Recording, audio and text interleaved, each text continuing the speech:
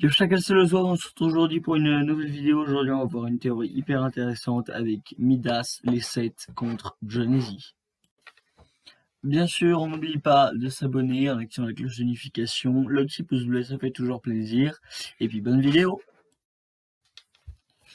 Alors, ma théorie, elle est extrêmement intéressante, donc je vais vous demander d'être très intensif parce que ça va être assez intéressant. Donc, en fait, je pense que Midas et les 7 sont contre Johnny le vainqueur. Les théories sur lesquelles je m'appuie, en fait, les preuves, les premiers, c'est que on va partir du début. Johnny, il fait partie d'une entreprise qui a créé la boucle. Donc la boucle, c'est le fait que tu lances une partie et tu arrives dans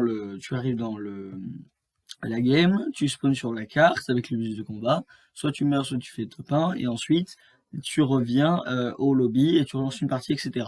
C'est ça la boucle. Et en fait, donc Johnny Z, lui, son boulot, c'est d'entretenir la boucle, en fait, c'est de voir qu'elle n'a pas de problème, pas de soucis, etc.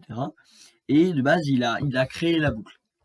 Et en fait, à l'intérieur de cette boucle, il y a plein de personnages, notamment il y a Midas. Donc Midas, c'est dans la vraie vie, c'est un dieu chez les Grecs. Il me semble que chez les Grecs. Et en fait, tout ce qui touche, il le transforme en or. Donc voilà, ça c'est juste pour la partie historique. Et en fait, il est dans la boucle de Fortnite. Voilà, il a les mêmes pouvoirs que dans la vraie vie. Et en fait, lui, on a rapidement compris que Midas, en fait, eh ben, il a compris tout ce qui se passe. Parce que je ne sais pas si vous vous souvenez, et je vous avais déjà dit qu'en fait, quand tu es près du point zéro, quand tu en es très proche, donc quand tu entres sur l'île de Fortnite, tu perds ta mémoire, tu perds tous tes souvenirs. C'est pour ça que, par exemple, eh bien, le visiteur, quand il était venu avec sa fusée lors du chapitre 1, il avait fait des enregistrements audio. Ou alors et le scientifique avait également fait des enregistrements audio. Parce qu'en fait, il savait qu'en entrant sur le point zéro, eh ben, ils allaient avoir des pertes de mémoire et que donc forcément, eh bien, ils devaient faire des enregistrements audio pour se souvenir de leur mission. C'est pareil pour Thor. Je sais pas si vous vous souvenez, mais Thor, en fait, il est arrivé sur la planète de Fortnite pour nous prévenir de l'arrivée de Galactus, et on le voit dans la petite BD, il perd ses souvenirs. En fait, il ne se souvient plus de ce qu'il fait ici, de ce pourquoi il est sur l'île de Fortnite, parce qu'il est proche du point zéro, et que quand on est proche du point zéro, son énergie est trop grande pour qu'on puisse garder sa mémoire. Et donc, c'est là où c'est très intéressant, c'est que Johnny, je ne sais pas si vous savez, mais il a fait des enregistrements que je ne sais, vous pouvez les retrouver sur Twitter, il me semble. Je sais pas comment, je crois que c'est sur le compte de Donald Mustar, le directeur d'Epic Games, que vous pouvez retrouver les enregistrements audio. Et en fait, ce sont des enregistrements audio que Johnny fait quand il est rentré sur l'île de Fortnite pour prendre les chasseurs de primes.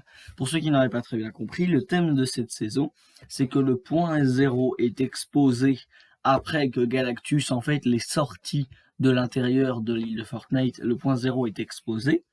Et pour que personne ne rentre dans le point zéro, donc personne qui soit dans la boucle ne rentre dans le point zéro, et donc, eh bien, parviennent je pense, puisque ça c'est ma théorie, je pense que quand tu rentres dans le point zéro, tu reviens dans le monde de John Easy en costume. Et bien en fait, du coup, il a engagé Johnny au costume des chasseurs de primes. Et ces chasseurs de primes, ils sont là pour empêcher les gens de sortir, de rentrer dans le point zéro et donc de sortir de la boucle. Et Johnny, là où on voit bien qui sait tout ça, c'est qu'en fait, lui aussi, il a justement fait des enregistrements pour se souvenir de sa mission, parce qu'il sait qu'il aura besoin de réentendre ces enregistrements-là quand il sera dans le point zéro. Alors je pense que c'est, ou alors peut-être que c'est l'inverse. Peut-être que en fait, pour se souvenir de quelle est cette personne, parce que quand on sort enfin quand on rentre dans l'île de Fortnite, on perd ses souvenirs, mais quand on en sort aussi, enfin ça me paraît logique. Quand tu es proche du point zéro, oh tu perds tes souvenirs, mais ensuite quand tu t'en rééloignes, du coup tu repères les souvenirs que tu as eus pendant que tu étais sur l'île de Fortnite. Et du coup pour moi, c'est pour ça qu'en fait, Johnny fait des enregistrements, c'est pour se souvenir quand il revient dans son monde qu'il a des chasseurs de primes qu'il a recrutés et de leur dire quoi faire, etc. Donc voilà, ça c'est très intéressant. Et du coup, maintenant on va en venir aux sets. Les sets, ils sont sur l'île de Fortnite pour réussir à casser la boucle. En fait, par exemple, actuellement on connaît 3 des 7. On connaît le paradigme, on connaît le scientifique et on connaît le dernier, c'est, je vais retrouver qui c'est, le scientifique. Voilà. Le visiteur, le scientifique et le paradigme. Le scientifique, le visiteur, c'est celui qu'on a eu en saison 4 ou 5, je sais plus. Voilà, c'était le skin secret de la saison. Ensuite, le paradigme est sorti dans la boutique. Et ensuite, le scientifique est arrivé en skin secret de la saison 10. Voilà. Donc voilà, c'est eux. Et en fait, leur but, c'est de casser la boucle parce que, par exemple, les sets, ils connaissent énormément de choses sur la simulation de la boucle. Par exemple, on sait qu'ils avaient fait des enregistrements, le visiteur et le scientifique, ils avaient fait des enregistrements justement parce qu'ils savaient qu'ils allaient être près du point zéro et qu'ils allaient avoir du mal à se souvenir des choses. Et c'est pour ça que le scientifique avait fait des enregistrements. Voilà. Et donc, eh bien, le point commun en fait entre Midas et les 7, c'est que tous les deux, enfin tous les 8, les Midas plus les 7, et bien en fait tous les 8, ils savent ce qui se passe sur l'île de Fortnite, contrairement à toutes les autres personnes, et ils savent que, eh bien, pour que les gens ne soient plus esclaves de la boucle, il faudrait casser, il faudrait voilà qu'en gros ils trouvent un moyen de casser la boucle. Et si vous vous souvenez bien, pendant l'événement qu'on a appelé Doomsday, qui était l'événement de Midas, Midas, qu'est-ce qu'il avait essayé de faire? Midas, il avait essayé d'arrêter la tempête. Si vous vous souvenez bien, il avait utilisé ces énormes colonnes avec des éclairs pour arrêter la tempête. Et à votre avis, pourquoi ça? Eh bien tout simplement parce que si vous arrêtez la tempête, les gens qui sont dans la boucle ne sont pas obligés de se tuer. Parce que le but de la zone dans Fortnite Battle Royale, c'est de regrouper les gens et à la fin qu'il n'y ait carrément plus d'endroits où il n'y ait pas de zone et que du coup la boucle se termine obligatoirement. S'il n'y a pas la zone, les gens peuvent se battre un petit peu, mais au bout d'un moment, ils pourront être à des distances suffisantes pour que en fait les gens ne se croisent jamais et que donc la boucle ne se termine pas. Donc en fait, en arrêtant la zone, eh ben vous permettez aux gens de pouvoir ne pas se battre, de pouvoir sortir justement de la boucle.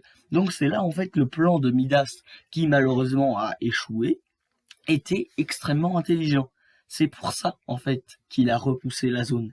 C'est pour casser, tout simplement, la stimulation. Alors, en fait, les gens auraient quand même été dans la boucle, ils auraient quand même été près du point zéro, mais ça n'aurait pas été grave, puisque vu qu'ils n'étaient pas obligés de se tuer, puisque la carte, elle ne serait jamais rongée par la tempête, et bah tout se serait bien passé. Voilà, donc c'était ma théorie par rapport à Midas, au 7 qui serait contre Johnny. Voilà. N'hésitez pas à me dire dans quel camp vous êtes dans l'espace commentaire. N'hésitez pas à me dire si vous êtes plus pour Johnny ou si vous êtes plus pour Midas et les 7. Voilà, et en tout cas, si vous avez aimé cette vidéo, n'hésitez pas à liker, à la partager, à la commenter, à vous abonner avec la petite cloche. Et puis on se retrouve bientôt dans une nouvelle vidéo. Allez, ciao chacal!